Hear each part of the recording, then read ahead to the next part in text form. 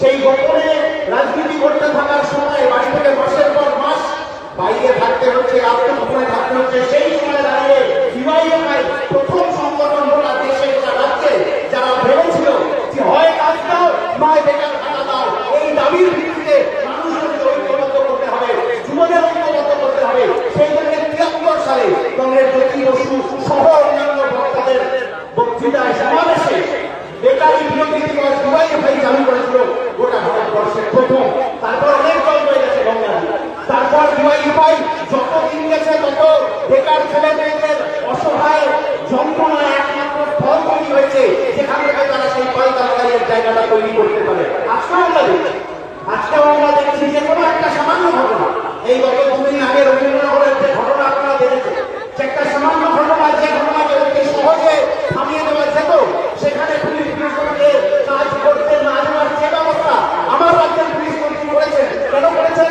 কারণ এই সরকারকে আসলে সমাজ বিরোধীদের সরকার হিসেবে তৈরি হয়েছে। এই আমরা জানি যে বাঘের পিঠে উঠে পড়া কঠিন, কিন্তু বাঘের পিঠে উঠে পড়লে আপনি আপনার মতো চলতে পারবেন না। বাঘ আপনাকে যে পথে নিয়ে যাবে আপনাকে ওটাতেই যেতে হবে। এ রাজ্যের সরকারও কার্যত সমাজ বিরোধীদের পিঠে যাওয়ারে চেপে পড়েছে। পঞ্চায়েত নির্বাচনের সময় সেই সমাজ বিরোধীরা বাঁচায়, নিয়োগ দুর্নীতির বিরুদ্ধে লড়াই করতে গেলে সরকারকে সেই সমাজ বিরোধীরা এসে হেলমেট দিয়ে আক্রমণ করে। ফলে সরকার যখন সমাজ বিরোধীদের দ্বারা নিয়ন্ত্রিত পরিচালিত, তখন সেই সমাজ বিরোধীরা রাস্তায় চাকরি করতে পারে, পুলিশ কোনো ব্যবস্থা নিতে পারে না। কারণ পুলিশ ব্যবস্থা নেবে কখন? যখন আনিসকার শহীদ হওয়ার পর ডিওয়াইএফআই আমরা থানার সামনে অবস্থান করবে, তখন দেশদ্রোহিতার অভিযোগে ডিওয়াইএফআইয়ের নেতৃত্বকে 10 দিন জেল খাটাতে হবে। আর বনগাঁয় যখন পহেলগামের ঘটনার পর উস্কানি ছড়ানোর জন্য ওইসব পতাকা লাগিয়ে নানা উস্কানিমূলক স্লোগান দিয়ে সনাতনী সঙ্গের দুজন অ্যারেস্ট করেন দেশদ্রোহিতার অভিযোগে, তাদের পরের দিন জামিন দিয়ে দিতে হবে। এইটা আমার রাজ্যের পুলিশের কাজ। টিভিতে দেখছিলাম, সোশ্যাল মিডিয়াতেও দেখেছি, কোন এক সিভিক ভলেন্টিয়ার গান ধরে উদ্ঘোষ করছেন, কোন রাস্তায় ঘাট থেকে টাকা নিচ্ছিলেন, ধরা পড়ে গেছেন ইত্যাদি বলে। আরে সিভিক ভলেন্টিয়ারের উপর আমাদের কোনো রাগ নেই, কিন্তু আমরা তাদেরকে বলতে চাই যে ওই যে যুবক যুবতী সিভিক ভলেন্টিয়ারের কাজ করছে, ওই টাকাটাও একা নিচ্ছে না। 75% ঘটনা হয়েছে আনিস খানের বাড়িতে রাত্রিবেলা ঢুকে দোতলার জানলা থেকে ঠেলে ফেলবে কে? Civic volunteer. রাস্তা থেকে টাকা তুলবে কে? Civic volunteer. পঞ্চায়েত নির্বাচনের আগে বাড়ি বাড়ি গিয়ে হিন্দি চিঠি আর সাদা ধান পৌঁছে দেওয়ার কাজ কে করবে? Civic volunteer. আর যখন বিপদে পড়বে তখন পুলিশের বড় কর্তারা সরে যাবে, তৃণমূলের ছাতার তলায় চলে যাবে, আর সিভিক ভলেন্টিয়ারের নামে মামলা করে তাকে ফাঁসানোর চেষ্টা করা হবে। তাদেরকে বাধা ধরার চেষ্টা করছি, এ চলবে না পশ্চিমবাংলায়। পুলিশের বড় কর্তা যারা আছেন তারা একটু শুনে নেবেন। আমাদের খুব দৃঢ়তার সাথে আমরা এই কথা বলতে চাই যে আপনি যে উক্তিটা করেছেন ওটা আসলে জনগণের ট্যাক্সের টাকায় বানানো, আর যে চাকরিটা করছেন তার নাম পাবলিক সার্ভেন্ট, মানে জনগণকে সেবা করার কাজ। চোর চিটিংবাজদের রক্ষা করতে যাবেন না, হাওয়া ছিল তার একই রকম থাকবে না, চোর চিটিংবাজরাও ছিল তার জেলের বাইরে থাকবে না। এই বাস্তবতাটা বুঝেছে বলে আজকে চোর চিটিংবাজরা যে কোনো বিষয়ে যারা জেলে গেছিল তারা কেউ বিজেপিকে মিস কল দিয়ে জামিনে বেরিয়ে এসছে। আর এ রাজ্যের বিরোধী দল বলে যারা নিজেদেরকে দাবি করে সেই বিরোধী দলের কাজটা বাদ দেখুন। প্রধানমন্ত্রী এসছেন পহেলগামের ঘটনার পর গোটা পশ্চিমবাংলায় একটা জায়গায় মিটিং করতে, বলছে নিয়োগ দুর্নীতির বিরুদ্ধে লড়াই করতে হবে।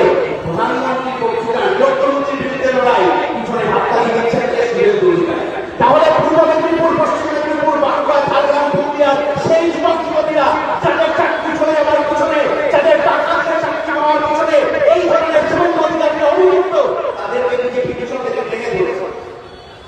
কেন? এই যে আমরা ডিওয়াইএফআই যুব শক্তি বক্তৃতা বের করি কংগ্রেসের করার জন্য, বামপন্থী রাজনীতির মানুষজন গণশক্তি বক্তৃতা বের করেন, আর এসেছেন ওরা বক্তৃতা দেবে। 2022 সালের ডিসেম্বর মাস যখন গোটা পশ্চিমবাংলা চোর ভরো জেল ভরো স্লোগান দিচ্ছে, যখন যোগ্য চাকরির দাবিতে ডিওয়াইএফআই রাস্তায় প্রতিদিন পুলিশের হাতে আক্রান্ত হচ্ছে, তারপরেও শান্তিপূর্ণ লড়াই করছে, সেই সময় আরএসএস বিজেপি আমার রাজ্যের খাতায় কলমে প্রধান বিরোধী দল 2022 সালের পত্রিকায় ওরা লিখেছিল যে নিয়োগ দুর্নীতির বিরুদ্ধে লড়াই এত তীব্র করা যাবে না যাতে বামপন্থীদের সুবিধা হবে। তাহলে বুঝতে অসুবিধা নেই যে আরএসএস এর তৃণমূলকে থাকলে কোনো জীবন নেই, আর জীবন নেই বলে ওই যে শুভেন্দু অধিকারী 23 সালের ডিসেম্বর মাসে ঘোষণা করেছিলেন 3টে তারিখ যে তৃণমূলের 3টে বড় বড় নেতা অ্যারেস্ট হবে, যার দিকে আকারে নিয়ে বোঝানোর চেষ্টা করলেন যে ওই নেতা নাকি 23 ডিসেম্বরে অ্যারেস্ট হবেন,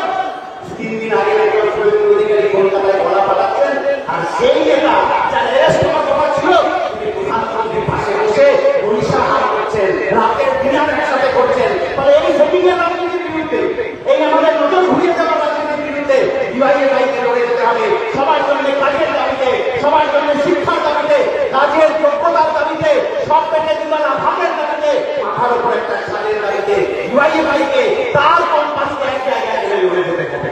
আর সেই কম্পাস মানে লড়াই, আন্দোলন, সংগ্রাম, রাজনীতি, মতাদর্শ, এগুলো নিয়ে আমরা সময়টা উত্তাল থাকলে হবে, আমার পরে থাকতে হবে। কিন্তু উত্তাল সমুদ্রে নাবিকের হাতে একমাত্র অস্ত্র যদি থেকে থাকে তার কম্পাসটা, যেটা দেশের দিক নির্দেশ করতে পারে তাকে কোন দিকে যেতে হবে। এই উত্তাল সময়ে, এই ঝঞ্ঝাবিক্ষিপ্ত সময়ে ওই মতাদর্শের কম্পাস, ওই রাজনীতির কম্পাস, ওই আলোক পত্রিকার কম্পাস নিয়ে ইউআইএফআই আগামী দিনে লড়াই আন্দোলনে এগিয়ে নিয়ে যাবে। এই আশা ভরসা নিয়ে আমার কথা এখানে শেষ করছি। বিপ্লব দীর্ঘদিন।